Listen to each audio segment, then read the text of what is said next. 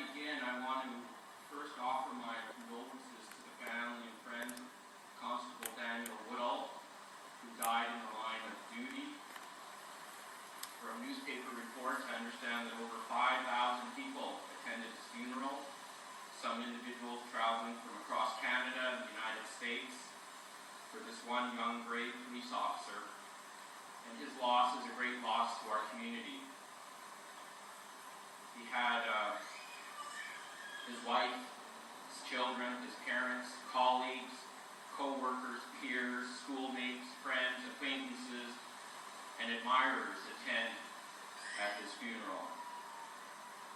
And by reports, it appears that he lost his life as a result of the actions of a racist.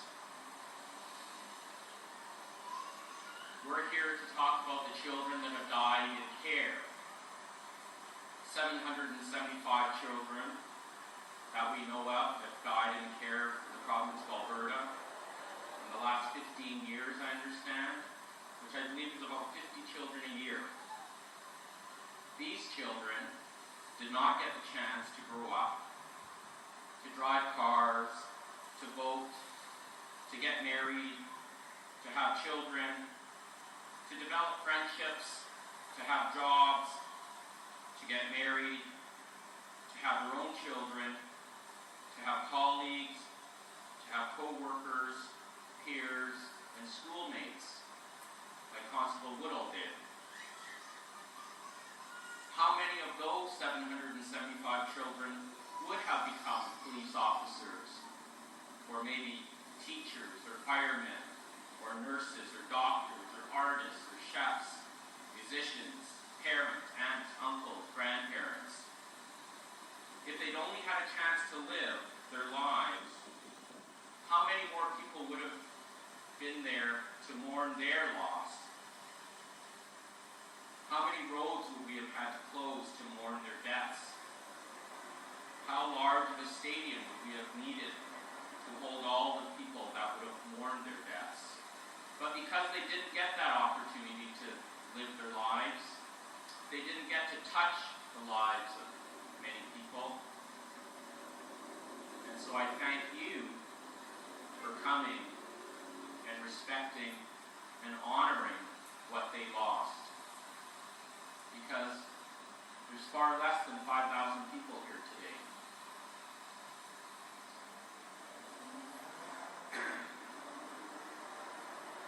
Manitoba's first Aboriginal judge, Justice Murray Sinclair, chaired the Truth and Reconciliation Commission. And he said that at least 6,000 children likely died in Canadian residential schools. What a tragic loss, 6,000 people, children. Words cannot express the horror of such a Holocaust. And I personally believe that the Alberta child welfare system has become a continuation in many ways of the egregious residential schools. Recently, the Truth and Reconciliation Commission released their final report regarding the residential schools, and a lot of my comments come from a CBC article that I saw summarizing the final report. Justice Sinclair indicated that one estimate was that 24 to 42% of Aboriginal children who attended the residential schools died at the school or shortly thereafter.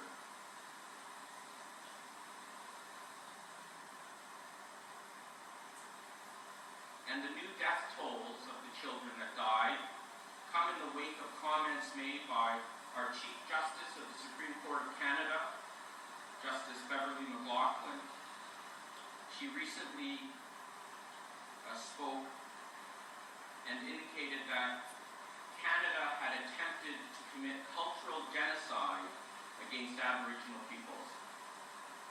The most glaring, she stated, the most glaring blemish on the Canadian historic record relates to our treatment of the First Nations that lived here at the time of colonization.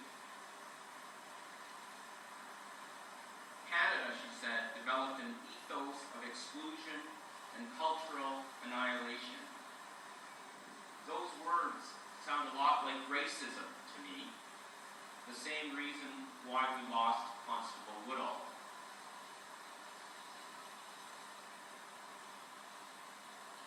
Justice Sinclair agreed with Supreme Court of Canada Justice McLaughlin, agreeing that what happened in the residential schools could be described as cultural genocide. Stated that the evidence is mounting that the government did try to eliminate the culture and language of Indigenous people for well over 100 years, and they did it by forcibly removing children from their families and placing them within institutions that were cultural indoctrination centers. That appears to fall within the definition of genocide under the UN Convention, Justice Sinclair said. Further, in the 19th century, the Canadian government developed a policy of aggressive assimilation, calling for Aboriginal children to be taught at church-run, government-funded residential schools. The government felt children were easier to mold than adults, and the concept of a boarding school was the best way to prepare them for life in mainstream society. And Canada's very first Prime Minister, Sir John A. Macdonald, was a strong proponent of the system. And this is a quote from our first Prime Minister. "When the school is on the reserve, the child lives with his parents, who are savages. He is surrounded by savages, and though he may learn to read and write, his habits and training and mode of thought are Indian.